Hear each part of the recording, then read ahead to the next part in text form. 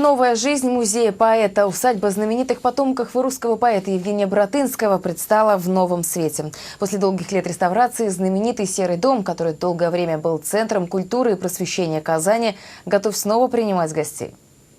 Погрузилась в атмосферу дворянства прошлых столетий, заодно узнала, как сейчас выглядит единственный в России литературный музей Баратынского Луиза Сагдеева.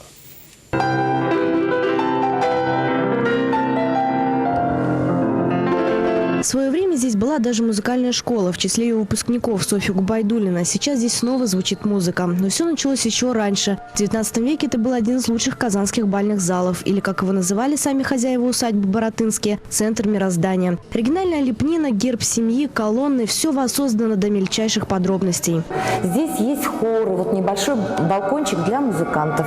Когда-то крепостные музыканты сидели там наверху, играли на скрипочках, а здесь как раз проходили балы. Я думаю, что и мы будем устраивать такие балы обязательно. И пусть сам поэт Евгений Баратынский связан с Казанью эпизодически, именно здесь находится его музей, единственный в России. Это поместье ему досталось от жены, приданной Анастасии Энгельгард. И хотя сам поэт бывал здесь не так часто, больше века в этом доме жили его потомки. Сейчас 6 залов усадьбы объединены духом одной семьи. Каждый предмет с историей. Но у нас есть редчайшие экспонаты, это связанные с пушкинским окружением, с окружением Баратынского. Вот здесь вы видите афорты Василия Андреевича Жуковского. Он был не только поэт великолепный, но еще и прекрасный афортист, гравер. Личные вещи Антона Антоновича Дельвига, друга и Пушкина, и Баратынского. Милый Дельвиг они называли его. Дубовый стол Евгения Баратынского – особая гордость музея. Именно за ним при свете свечей поэт написал свои знаменитые стихотворения «На смерть Гёте», «Где сладкий шепот», «Два послания к Языкову». Кстати, узнать подробнее о жизни поэта можно не только от экскурсовода. Несмотря на то, что усадьба старинная, ознакомиться с биографией поэта Евгения Баратынского можно современным, интерактивным способом. Вот на таком планшете можно узнать интересные факты из биографии поэта самостоятельно, а также прочитать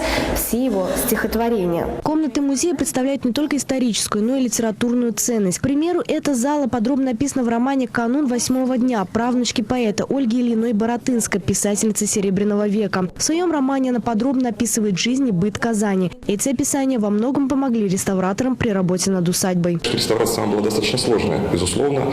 Наверное, наиболее сложными работами являлось то, что мы сохранили здание практически на 80%. От полов, стен, потолков.